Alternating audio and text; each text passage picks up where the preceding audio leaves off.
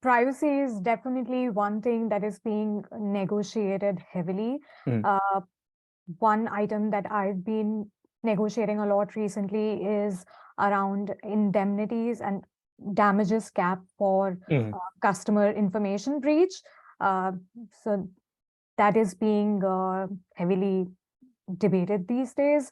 Uh, I did see a lot of increase in negotiations around including pandemic, the word pandemic in force majeure provisions. Not so much lately, Mm. but it was definitely an uptick last year.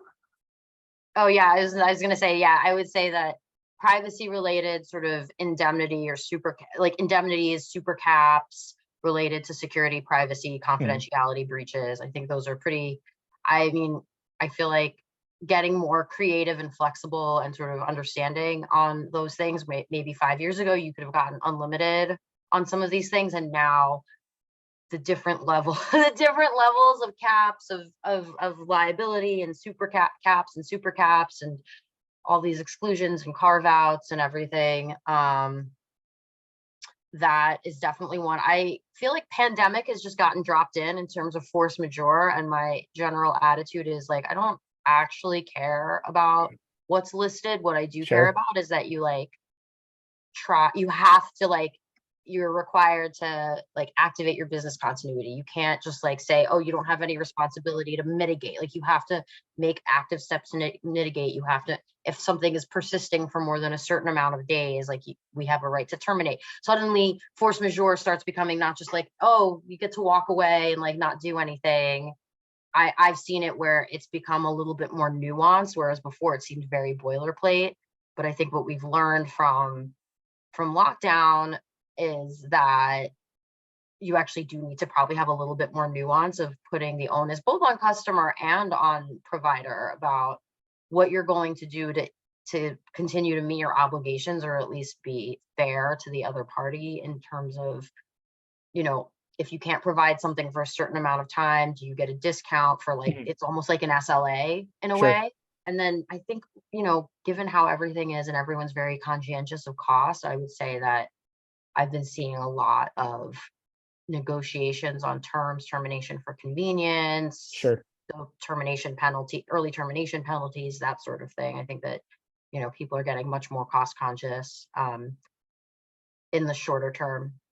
The continuity is definitely fascinating because I mean, to your point, it was a copy and paste provision just to throw in there, but now there's an actual things need to. Well, I mean, it makes sense because during COVID, it was kind of just yeah. Some people were like, no, does it apply? Does it not? And I think that, I mean, I turned it into more of an SLA. If you're going to claim that you can't do something, right, and because of this thing that's happening, for something like pandemic or natural disasters and that sort of thing, well, what are your redundancies? Those are the sorts of things that all of a sudden, what do you have for backup or that kind of thing in order to continue to provide services? And if you can't provide the services, we shouldn't have to pay you while you can't provide services. I think typically that wasn't even discussed before. And it was just we want to terminate. Well, it's we don't necessarily need to terminate. We just don't need to keep paying the full price if you, for whatever reason, can't. Whatever services we are receiving during this time, we'll pay for. We don't really do too much force majeure in our agreements because most of our manufacturing is pretty highly automated using machines. So it's not too much of an issue for us. But in terms of vendor customer contracts or long-term collaboration agreements, that's no problems at all. And in terms of, I will say privacy was a huge issue when I was working as outside counsel at Gunderson. I focused a lot on that.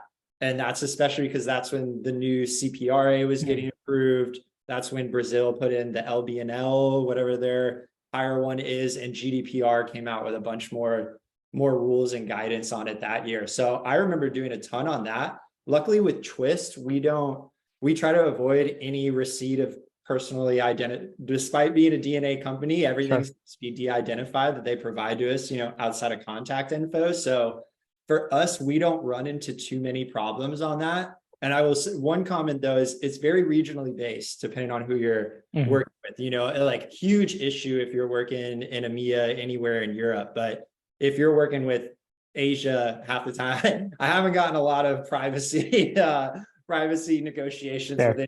with any Asian customer. So I think it just kind of depends on who you're working with and what kind of materials are being exchanged between the parties. That's fascinating. The